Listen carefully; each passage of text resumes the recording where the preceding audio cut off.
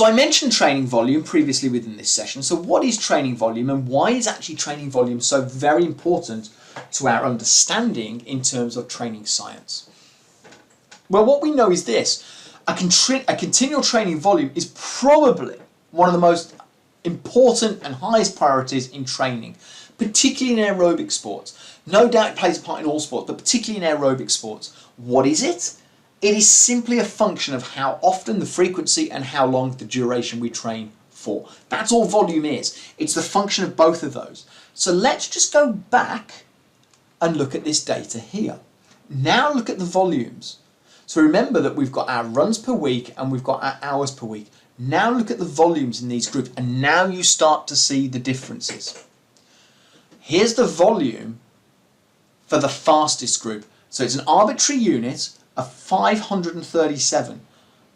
Now we go to the next slowest group, it's 429. The next slowest group is 267. These are a slight outlier group. There is definitely some slightly odd data going on in here.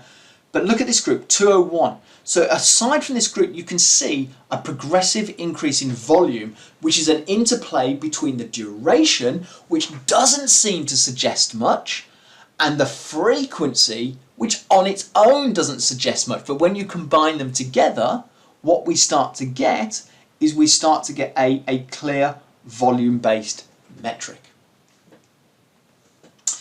If we think about elite athletes and elite sport, we know that the volume is, or the increase in volume is a function of the characteristics of the athlete and the characteristics of the sport. And we know there's a really high correlation. Don't take that as kind of gospel. It's not causal, it's associative, but there's a high correlation between the volume of hours of training per year and the desired performance. In other words, performance is a function of volume in almost most sports. And in fact, we've started to understand that particularly at the elite level, the discriminating factor actually isn't intensity, it's volume. Because most athletes at the elite level will be training at a very similar intensity. In intensity, there's a ceiling. So the only way that you can kind of drive adaptation is by increasing the volume at which somebody trains for, by increasing either the frequency or the duration or both. So we come back to the Costill study, and one of the things to think about within the Costill study is that what they did was they exposed the athletes to that 10 days of intense training. And so what they did fundamentally was they increased the training that they did. So they went and doubled the amount of training they were doing over that week.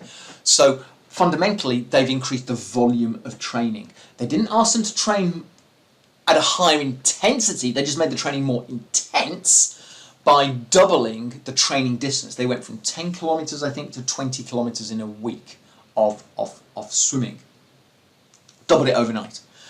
So that therefore means that they've changed the volume of training, because the frequency hasn't changed, but what has changed is the distances they're being asked to swim for.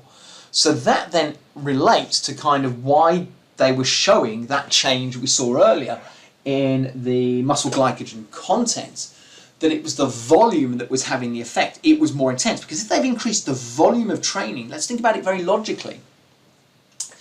They've not changed the frequency, but they've changed the duration. They're doing more kind of distance in their swimming. The one thing that must have changed is recovery time. It's the only thing you can eat into. If you think about it very logically, you're not changing how intense the swim is. You're not changing the frequency, but you are changing how much distance they're swimming. So the net result is, if I'm swimming double the distance, let's use a very simple analogy, I'm theoretically doubling the amount of time I'm in the pool. It's not quite like that, but I'm theoretically doubling the amount of time in the pool. Well, that must mean that I reduce the amount of time between sessions that I've got to recover. And because I reduce the amount of time I've got to recover, that is the fundamental factor that affects the biological adaptation. We'll cover the role of recovery in a subsequent session within this playlist.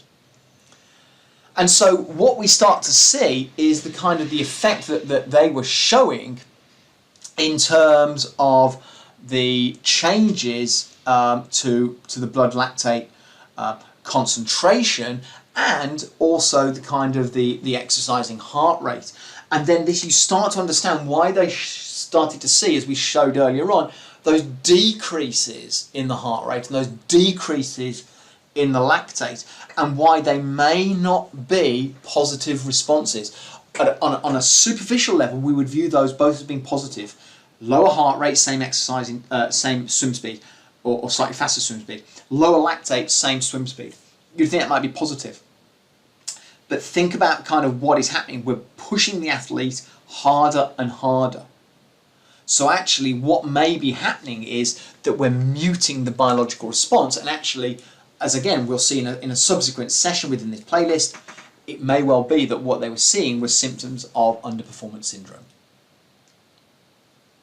So this is kind of a proxy indication of our volume of training, just a number of muscle actions, so just the totality. So we don't really know here, so this is kind of a little bit of a leap of faith one, but it's quite a neat one to do, because the total number of muscle actions has to be a function of either duration or frequency, or both, right?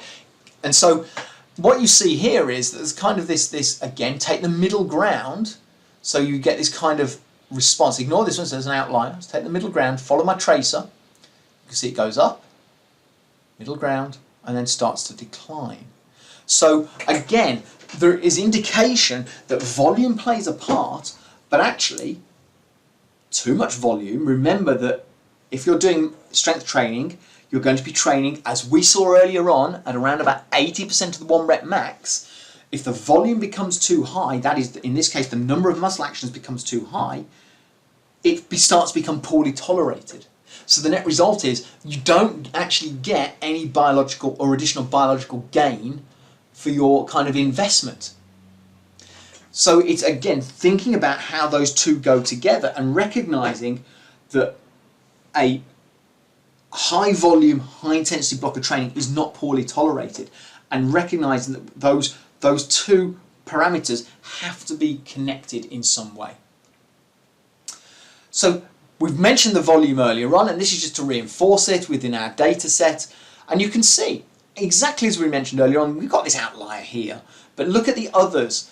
The change in the volume over the course of the groups in terms of their run speeds, where you didn't see that when you look at kind of the simple metrics in terms of the hours per week, or that's the duration of training, or the runs per week, which is the frequency of training. It doesn't look obvious when you see those, but it's only when you kind of combine those two together that you start to see how important volume is, in this case in terms of the performance response.